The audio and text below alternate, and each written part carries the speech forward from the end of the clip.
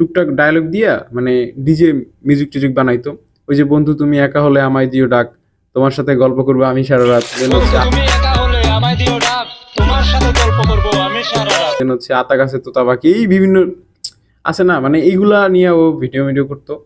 তো এইগুলার লোকজন ওরা মানে নিয়ে নিয়ে কেটে কেটে ভিডিও বানাইতো, ওইখান থেকে রিপন মিয়া উঠে আসে।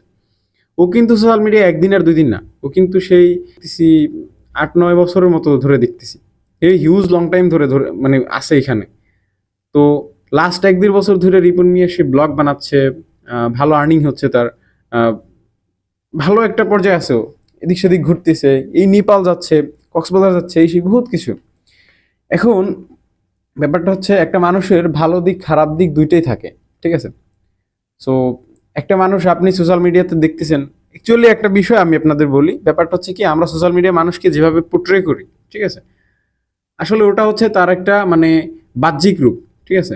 আর ভিতরকার যে একটা ব্যাপার স্যাপার থাকে, ওই জিনিসটা আসলে আমরা সোশ্যাল মিডিয়া কখনো দেখি না। মানে হচ্ছে মানে আমার সাথে যে জিনিসটা ভালো ঘটে যাচ্ছে ওটা আমি সোশ্যাল মিডিয়া আপলোড করতেছি, ঠিক আছে? যে জিনিসটা আমার সাথে খারাপ হচ্ছে বা খারাপভাবে ঘটে যাচ্ছে ওটা আমি কিন্তু সোশ্যাল মিডিয়া কখনো হাইলাইট করতেছি না।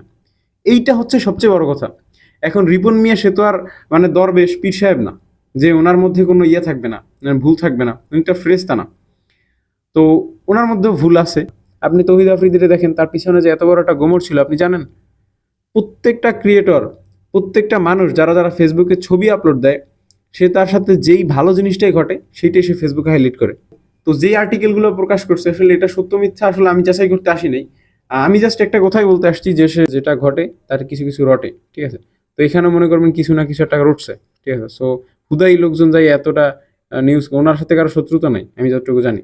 আমি মনে মনে একবার ভাবছিলাম যে একটা মানুষ এত ভালো হয় কেমনে, একটা মূর্খ মানুষ, উনি নিজেই বলে যে আমি একজন মূর্খ মানুষ। আহ, আচ্ছা উনি তো মূর্খ তাই না? তো উনি রিসেন্টলি হচ্ছে দা রমজান শো একটা ওনার একটা ইন্টারভিউ নিয়ে যাক পেজ নিছে আমারও তো আর নিতে পারছে না। আমি দেখছিলাম, উনি কিন্তু খুব ভালো ভালো কিছু কথা বলছে। ভালো মানুষের সাথে থাকলে ভালো ভালো কিছু কথা মানুষ শিখে, কিন্তু ভালো মানুষ মানে একটা মূর্খ লোক যদি অনেক টাকা পয়সা মালিক হয় সে কিন্তু অনেক সময় শিক্ষিত শয়তান হয়, সেটা কি আপনারা জানেন? শিক্ষিত শয়তান আমি দেখছি আমার এলাকায় হুটহাট করে অনেক টাকা পয়সার মালিক হয়েছে, আইসে বাড়ি গাড়ি করে টরে ফেলছে, কিন্তু সমাজে মানুষ মূল্যায়ন দেয় না।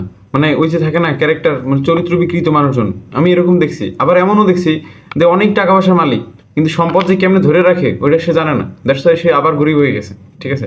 সো ভাই টাকা পয়সা থাকলেই যে সে বড় লোক বিষয়টা এরকমের না, ঠিক আছে? আমরা সমাজের মানুষ ওই সোসাইটিতে আসলে ঝামেলা, যেমন টাকা পয়সা যারা আছে তারাই আমরা আকাশের চাঁদের মতো দেখি, কিন্তু মানুষের আসল যে শিক্ষা বা এই যে নৈতিকতার যে ব্যাপার স্যাপার এই জিনিসগুলো আমরা আসলে পোট্রেই করি না। আমরা সবসময় ভাবি টাকা পয়সাটাই দুনিয়ার সব, ঠিক আছে? এইটাই আমাদের জীবনের সবচেয়ে বড় ভুল।